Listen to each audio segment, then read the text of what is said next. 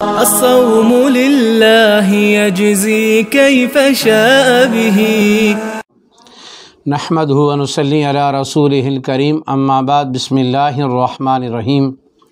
معزز خواتین و حضرات، السلام علیکم ورحمۃ اللہ وبرکاتہ۔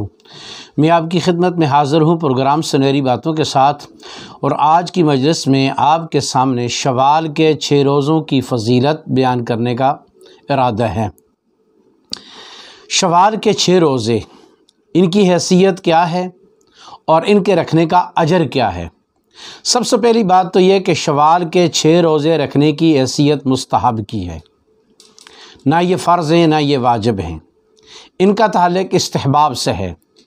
اس کو نبی کریم صلی اللہ علیہ وسلم نے پسند فرمایا ہے۔ نبی کریم صلی اللہ علیہ وسلم نے ان روزے کے رکھنے کی ترغیب ارشاد فرمائی ہے، تو لہٰذا رمضان کے بعد شوال کے 6 روزے رکھنا یہ مستحب ہیں۔ ان روزوں کے رکھنے کا فائدہ کیا ہے؟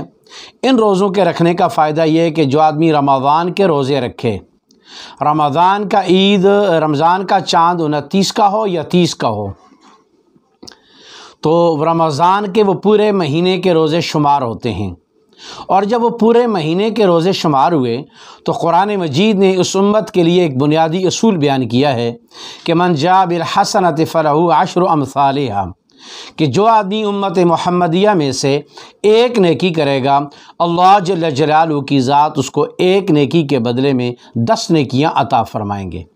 تو رمضان المبارک میں مہینے بھر کے روزے یہ انسان کے 10 مہینوں کے برابر چلے گے۔ ایک مہینہ 10 مہینوں کے برابر چلا گیا، کیونکہ ایک نیکی 10 گنا بڑھ گئی ہے۔ اب 10 گنا جب ہو گیا تو 10 مہینے گویا کہ ہو گئے۔ اب اس کے بعد دوسری بات یہ کہ پیچھے رہ گئے 2 مہینے، اور جو آدمی شوال کے 6 روزے رکھے گا تو اس کے لیے بھی یہی ضابطہ ہوگا کہ من جاء بالحسنۃ فلہ عشر امثالھا، کہ جو آدمی ایک نیکی کرے گا تو اس کو 10 گنا اللہ اجر عطا فرمائیں گے۔ تو لہٰذا 6 روزوں کا جو اجر ہے وہ 60 کے برابر ہو جائے گا۔ 10 مہینے روزوں کا ثواب رمضان کی وجہ سے مل گیا، اور 2 مہینوں کے روزوں کا ثواب شوال کی وجہ سے مل گیا۔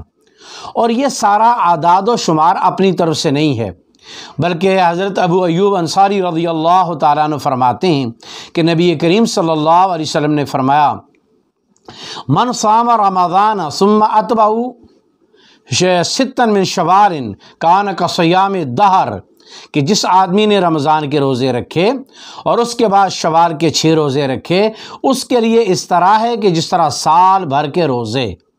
تو لہٰذا ہمیں کوشش کرنی چاہیے کہ جس اللہ رب العزت کی رضا کے لیے ہم نے رمضان کے 30 دن روزے رکھے، اسی اللہ کو راضی کرنے کے لیے اور سال بھر روزوں کا ثواب لینے کے لیے ہمیں ان 6 روزوں کا بھی اہتمام کرنا چاہیے، تاکہ ہمیں سال بھر کے روزے رکھنے کا ثواب مل جائے۔ اللہ جل جلالہ کی ذات اس کام کے لیے ہم سب کو قبول فرمائے اور ہمارے لیے رکھنا اللہ آسان فرمائے۔ السلام علیکم ورحمۃ اللہ وبرکاتہ۔